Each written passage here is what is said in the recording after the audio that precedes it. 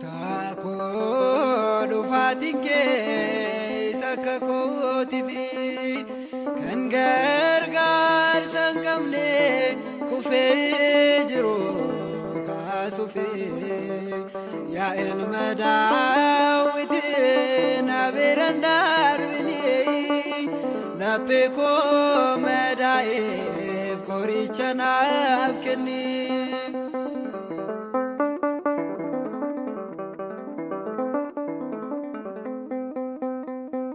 Eenyuna beekasi malee gaddako namni laalee darbaa cinaako kanaaf gaddee fakkaate arraba saatini garaasaan garuu ni gammada inni muftaako dhufaatiin kee.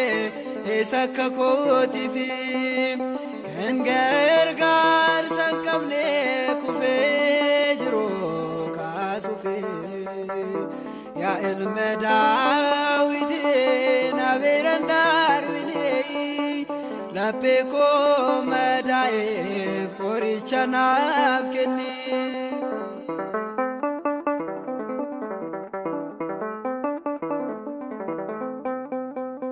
Qalbiin ilmummaa naannarree carraan jiraachuu koo yaaddoo ta'ee dhiyeebarii usii kan koo imimmaanii dhuunfaa guyyaan koo abdiin kutaadhaanii gooftaa koo dhufaatiin kee.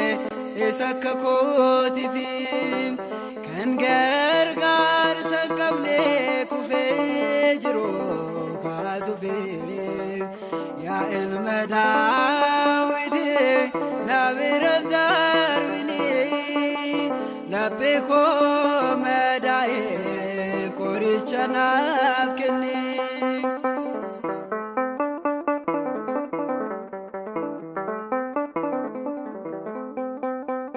Dhiphinatiin marsee daandiin kan koo nagaan dhabee jeeqamee yaadni koo sagalee jabinaa si biraan argadha seenii mana kootii adeesan waammadha gooftaa koo dhufaatiin kee.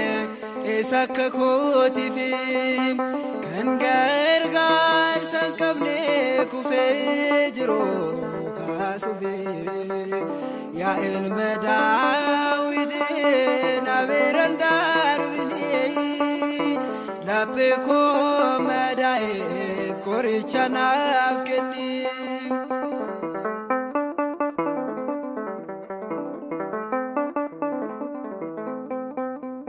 Gaafinaan qabuufi deebisaa si biraa jireenya koo hundaa sitti kennadheera furii lubbuu kootii gooftaa koo siidha seenii mana kootii aneesin waammadha.